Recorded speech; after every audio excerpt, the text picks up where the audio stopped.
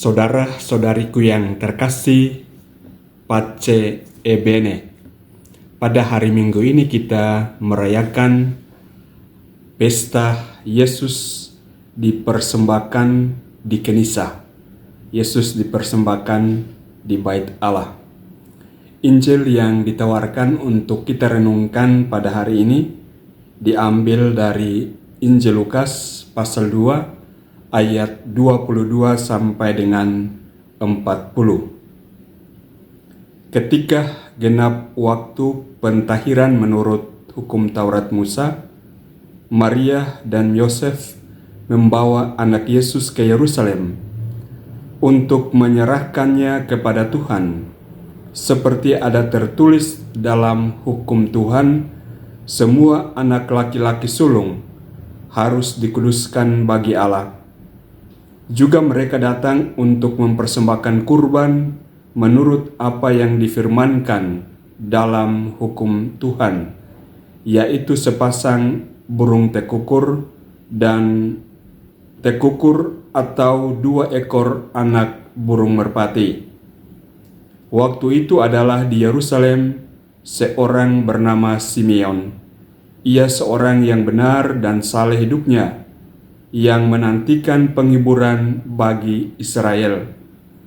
Roh Kudus ada di atasnya, dan kepadanya telah dinyatakan oleh Roh Kudus bahwa ia tidak akan mati sebelum ia melihat Mesias, yaitu Dia yang diurapi Tuhan. Atas dorongan Roh Kudus, Simeon datang ke Bait Allah. Ketika anak Yesus dibawa masuk oleh orang tuanya untuk melakukan kepadanya apa yang ditentukan hukum Taurat, Simeon menyambut anak itu dan menatangnya sambil memuji Allah. Katanya, "Sekarang Tuhan, biarkanlah hamba-Mu ini pergi dalam damai sejahtera, sesuai dengan firman-Mu, sebab mataku telah melihat keselamatan yang daripada-Mu, yang telah Engkau sediakan di hadapan segala bangsa, yaitu terang yang menjadi penyataan bagi bangsa-bangsa lain, dan menjadi kemuliaan bagi umat-Mu Israel." Yusuf dan Maria amat heran akan segala sesuatu yang dikatakan tentang anak Yesus. Lalu Simeon memberkati mereka dan berkata kepada Maria, ibu anak itu, "Sesungguhnya anak ini ditentukan untuk menjatuhkan atau membangkitkan banyak orang di Israel, dan untuk menjadi suatu tanda yang menimbulkan perbantahan, dan suatu pedang akan menebus jiwamu sendiri, supaya menjadi nyata pikiran hati banyak orang." Ada juga di situ seorang nabi perempuan anak Fanuel dari suku Asyar, namanya Hana. Ia sudah sangat lanjut umurnya. Sesudah menikah, ia hidup 7 tahun bersama suaminya, dan sekarang ia sudah janda, berumur 84 tahun. Ia tidak pernah meninggalkan Bait Allah dan siang malam beribadah dengan berpuasa dan berdoa. Pada saat anak Yesus dipersembahkan di Bait Allah, Hana pun datang ke Bait Allah dan bersyukur kepada Allah, serta berbicara tentang anak Yesus kepada semua orang yang menantikan kelepasan untuk Yerusalem. Setelah menyelesaikan semua yang harus dilakukan menurut hukum Tuhan, kembalilah Maria dan Yusuf serta anak Yesus ke kota kediamannya, yaitu kota Nazaret di Galilea. Anak itu bertambah besar dan menjadi kuat, penuh hikmat dan kasih karunia Allah ada padanya. Demikianlah sabda Tuhan. Terpujilah Kristus. Saudaraku yang terkasih, Injil yang kita dengarkan bersama ini memberikan kepada kita beberapa pesan. Pertama, khususnya untuk para orang tua.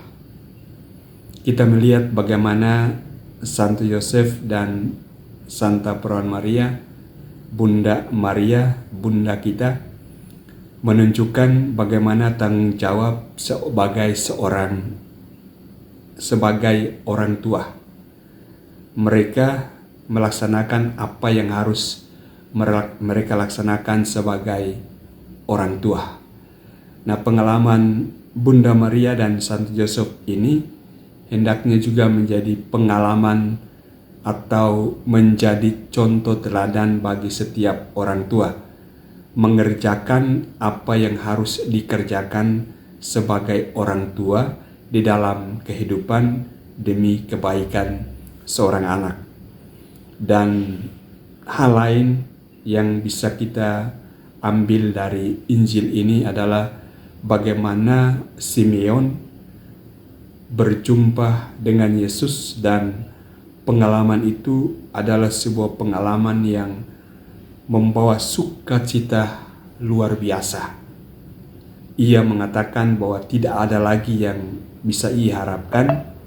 Ia sekarang boleh kembali ke hadirat Tuhan, meninggalkan dunia ini, karena yang dinantikan, yang diharapkan, ia sudah jumpai di dalam kehidupannya.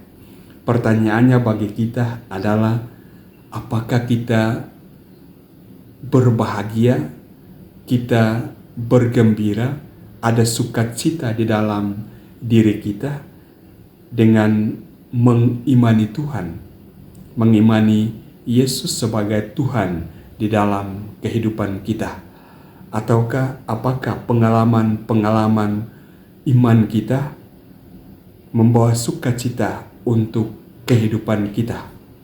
Kalau kita beriman tetapi kita tidak bahagia, kita tidak gembira dengan iman kita, dengan kehidupan iman kita, dengan perjumpaan kita dengan Tuhan kita Yesus Kristus dalam iman kita, kalau kita tidak bahagia, maka kita boleh bertanya, ada apa dengan iman saya? Apa yang salah dengan iman saya sehingga iman saya, kehidupan iman saya tidak membawa sukacita, tidak membawa kebahagiaan bagi saya? Seharusnya perjumpaan dengan Tuhan di dalam kehidupan kita membawa sukacita dan kebahagiaan di dalam kehidupan kita. Saudara-saudariku yang terkasih, marilah yang bagi orang tua, jadilah orang tua yang baik seperti Bunda Maria dan Santo Yosef.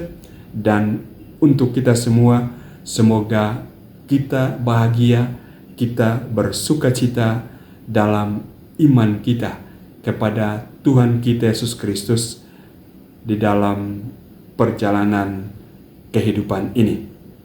Tuhan memberkati kita semua. Pace e bene.